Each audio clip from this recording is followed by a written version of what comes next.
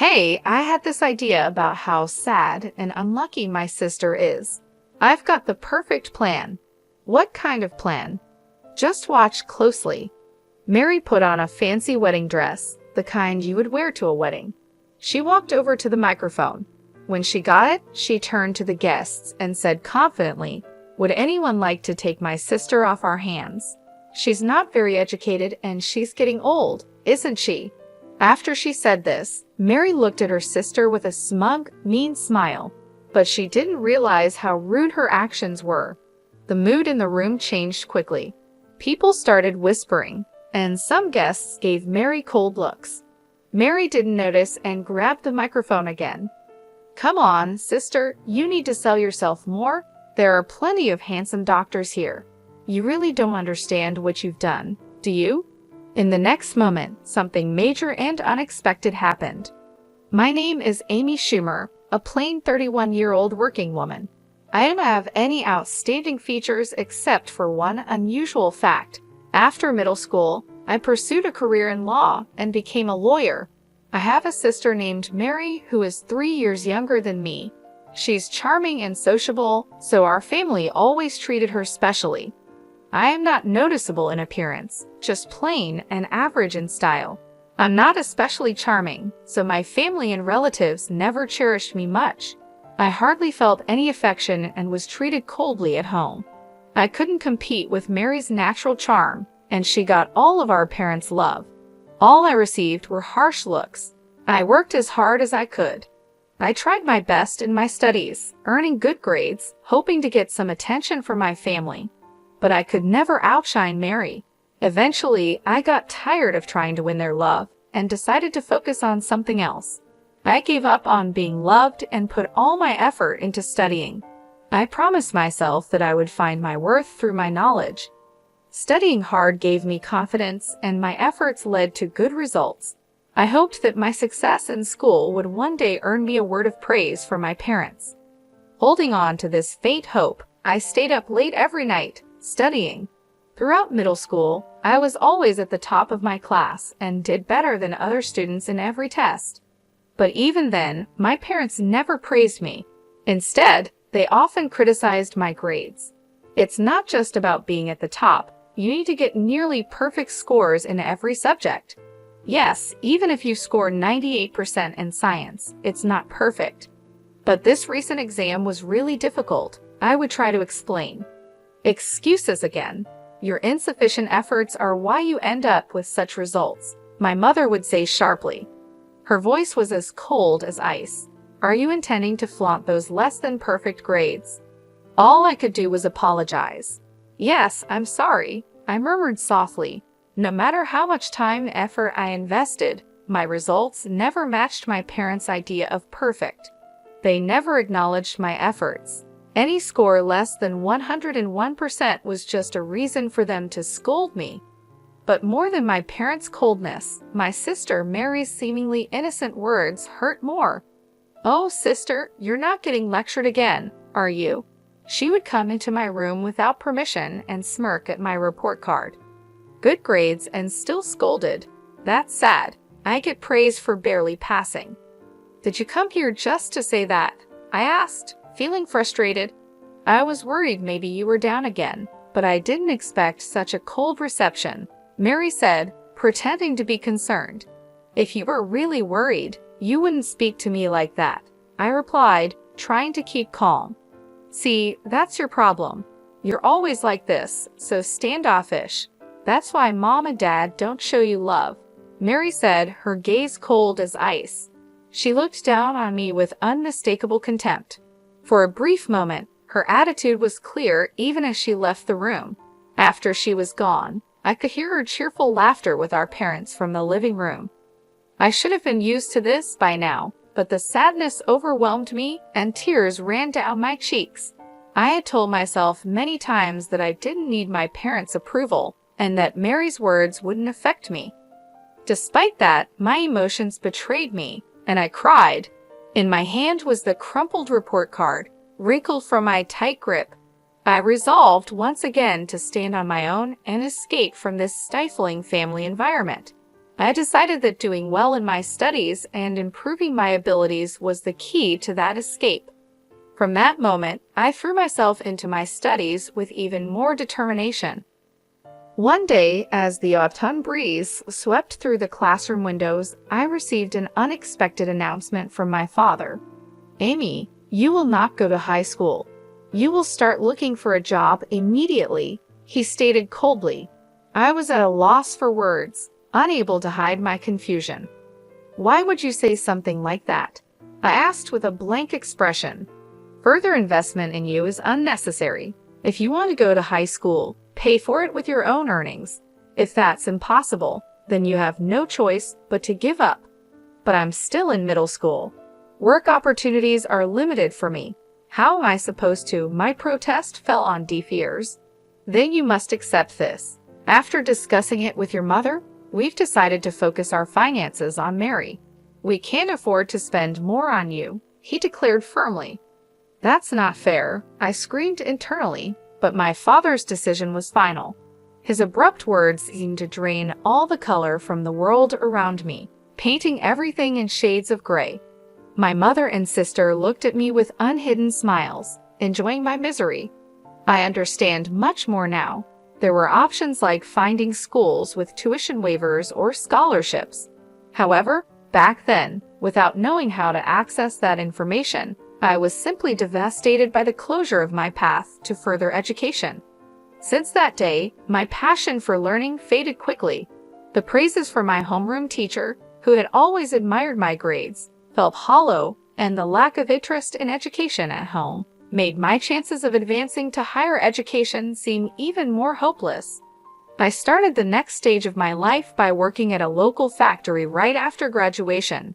Since I wasn't old enough to live on my own, I stayed with my family until I turned 19. I worked as hard as I could, and most of my salary went to the household. I saved the little money I kept for myself for the future. Those tough days felt like crawling through an endless tunnel. On my 19th birthday, I finally left home. I wrote a single letter for my family and walked away from the place that was now just a memory. My family's reaction was as if I had never existed. Complete silence, without a single phone call or letter. At first, living apart from my family caused me heartache, and the loneliness cast a shadow over my days. However, as time passed, the loneliness eased with the busyness of work. After moving out and starting an independent life, the stress I had felt at home disappeared, and I began to experience a mental spaciousness I had never felt before. This newfound peace of mind reignited my enthusiasm. I regained my passion for learning and decided to start studying again. I began with the basics, reviewing them diligently. The joy of learning filled my heart once more. Soon I started to study high school textbooks and began reading extensively. During my reading journey, I became fascinated by books on law, which sparked a deep interest in the legal profession. Despite only having a junior high education, I learned about the preliminary examination system, which allowed someone like me to take the bar exam. With this new information, my dedication to studying intensified. I used every possible moment to study, even during short breaks at work. I memorized legal terms during lunch, always preparing for the bar exam. The people at my workplace, mostly older than me, saw my earnest efforts and supported me. At the age of 24, I passed the bar exam. After passing the exam, I left my long-term job at the factory and secured a position at a top law firm. After about 5 years of training, I set out on my own and opened my law practice. Now, I happily work as a legal consultant for a hospital. Sometimes I wonder what would happen if I told my parents about becoming a lawyer. I think about how they might react and if I could finally meet their expectations. However, I haven't shared anything with them, and deep down, I believe I won't reach out to them. An unexpected reunion with my family came sooner than I thought.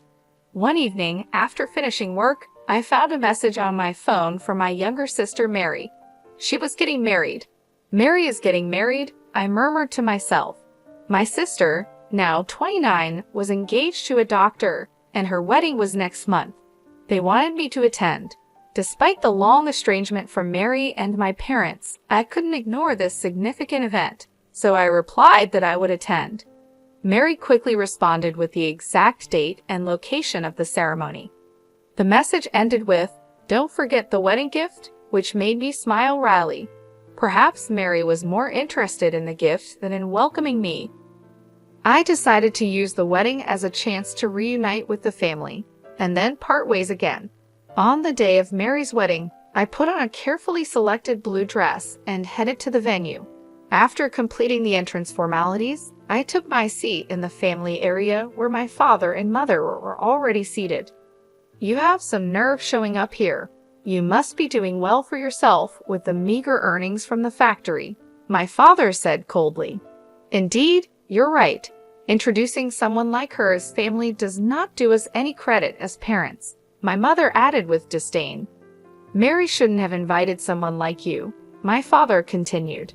I told them exactly that, but they insisted on getting the celebration money anyway, my mother said quietly, even though I was right there.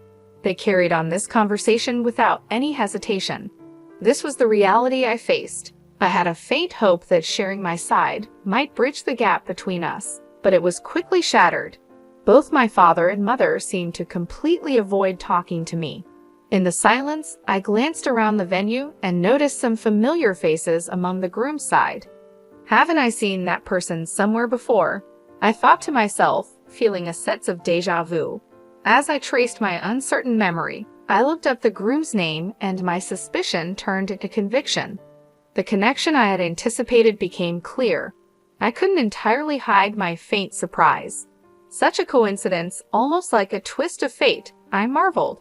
However, I decided to keep my emotions in check and spend the day quietly. As the ceremony proceeded, the bride and groom made a glamorous entrance. Guests spoke warm words and gave entertaining performances that softened the atmosphere. As time passed, the banquet gradually shifted to dinner and then to photo sessions. Throughout this time, my parents got up without acknowledging me and moved toward the front where the bride and groom awaited. Mary, as if drawn by a magnet, clung close to the bride and groom, smiling happily in every photograph. Pretending not to be affected by the scene unfolding before me, I focused silently on the meal in front of me. Unexpectedly, my sister Mary approached me. She came closer with a smile, but her eyes had a spark of something more than excitement to see her sister after so many years. "Big sis, it's been such a long time, hasn't it? Are you happy to spend time together like this?" she asked slightly. I nodded quietly and said, "Yes, the banquet food is really wonderful." With a sarcastic smile, Mary continued, "You can't get such luxurious food at the factory you work at, can you? You should be grateful for this opportunity." Something inside me felt like it was being torn apart, but I didn't show it on my face. Mary's words became sharper, tauntingly piercing me. "Oh dear, did I upset you? I'm sorry, but it's natural for you to be envious, isn't it? Your little sister marrying a doctor and all." Mary said the words "I'm sorry" flippantly, as if they were meaningless. I kept my expression unchanged and quietly waited for my next move. At that moment, Mary whispered in my ear, "Big sis, because I feel sorry for you, I've come up with a great idea." Despite trying to stay calm, I asked with suspicion, "A great idea? What is it?" Mary, looking satisfied, said, "You'll see. Just watch closely." Wearing her elegant wedding dress, Mary gathered everyone's attention. She took a microphone from the staff and suddenly announced loudly to the guests, "Ladies and gentlemen, you may not be aware, but my sister is here. She may not have the highest education or be the youngest, but if there is anyone kind-hearted enough, could you please take her under your wing?" My face turned red. "What are you saying, Mary?" I exclaimed. Mary continued even louder. "Although she doesn't earn much and leads a modest life, is there someone here who can brighten my sister's future?" As everyone focused on me, Mary seemed to enjoy my discomfort with a smug smile. At that moment, a shocking scene unfolded. Mary's rude behavior escalated, and even our normally gentle parents joined in. Please treat her kindly, my parents added. This was the last straw for me. Rage swirled within me. To ridicule someone so much at a happy event, how far would they go? I couldn't believe it. But now it was time for them to face reality. As the atmosphere shifted and murmurs spread through the venue, Mary, unaware she was the center of attention, cheerfully called out, "Amy, look, there are so many doctors here. It's your chance." I stayed silent but conveyed my strong will through my somber gaze. "This is the end for you." Confused, Mary responded, "Eh?" I continued more calmly, "You'll understand soon just how terrible your actions have been." Just as Mary tried to make an excuse, the groom suddenly raised his voice. "Wait, please. Why are you leaving your seats?" The venue was riveted by his voice. Looking toward the groom, it was clear all his colleagues from work were standing up, heading for the exit. Even as the groom tried to stop them, a dignified man, who appeared to be the hospital director, spoke to the groom with determination. "The recent remarks of the bride were so unpleasant that I'm in disbelief. I apologize, but we can no longer stay here. We will take our leave now," the hospital director said. The groom hurried to stop him, offering to take responsibility for Mary's words and actions. "Please wait. I admit her words were inappropriate. I'll speak to her directly and ensure she changes her behavior." However, the hospital director pointed out the gravity of the issue and revealed something the groom didn't know. "The problem isn't just that. Do you not know what kind of person her sister is?" The groom, confused, admitted, "No, I only met her sister for the first time today. All I've heard is that she worked in a factory after graduating from middle school." The hospital director couldn't hide his irritation. "Don't be ridiculous. Her sister is a respected lawyer and serves as the legal advisor to our hospital." The groom was shocked to learn this, indicating he had no idea I was the hospital's legal advisor. Mary and my parents were also speechless. I was the legal advisor of the hospital where Mary's fiancé worked. I had seen him several times at hospital events, which is why he looked familiar. The other guests probably realized this too. Mary's inappropriate comments only made things worse, and that's why the hospital director was so outraged. Although the groom himself had no direct relation to me, the hospital director and staff valued the legal advisor highly. The groom's face turned red, and he stepped toward Mary, raising his voice. "What on earth is this? Because of your carelessness, my reputation is now tarnished." Mary stumbled over her words, then defended herself like a bewildered child. "It's not like that. I truly had no idea my sister was in such a prestigious position." Growing more indignant, the groom continued to scold Mary. "Ignorance is no excuse. How can you speak so lightly and disrespectfully of your own sister? Your behavior is disgraceful. You've truly lost sight of what's valuable." Mary, desperately trying to explain, pleaded, "Wait a minute, listen, I have a good reason."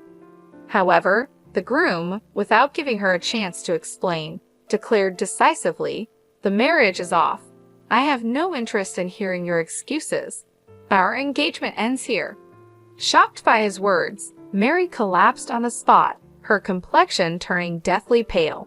In a fit of anger, the groom stormed out of the wedding hall along with the other guests. As I was about to leave, I heard a desperate cry from my sister behind me. "Please help me, Amy." Without being swayed by her cries, I confronted her with a stern tone. "Help you? Why should I? The situation you're in is because of your own actions. Making jokes at others' expense and then playing the victim is pathetic." Mary, filled with confusion and anxiety, pleaded, "Why are you using such harsh words? If I had known about your success as a lawyer." With a quiet yet firm attitude, I responded, "Why should I need to inform someone who has never contacted me about my profession? In fact, I was planning to end our relationship after this wedding. But now, seeing your unfortunate end, I am somewhat satisfied. You must be disappointed that your engagement to a doctor has been called off. Well, you'd better work hard to find your next prospect." With these words, I left the venue with dignity. From afar, I could hear the critical voices of my parents and other guests. Everything proceeded as expected, and Mary's marriage was no more. My parents, who had thought a secure future was assured through Mary's marriage to a doctor, expressed their anger toward her for the first time. Unable to withstand their anger, Mary sought help with a broken heart, but I ignored her pleas. I never answered her calls despite repeated attempts and cut off all contact with the family. I heard that Mary had quit her job and was now without employment, estranged from our parents, and spending her days shut in at home. As for me, I am very happy with both my work and private life, living peacefully without any big problems. Although my bond with my family hasn't been smooth, I am lucky to have a lot of support from people in my professional and daily life. This good environment isn't by chance, but because of my long-term hard work and effort. There were times when I faced tough challenges, but overcoming them made me who I am today. Looking back on my past struggles, I see their value. Now, I hope to keep living a fulfilling life at my own pace, setting realistic goals and keeping stress low.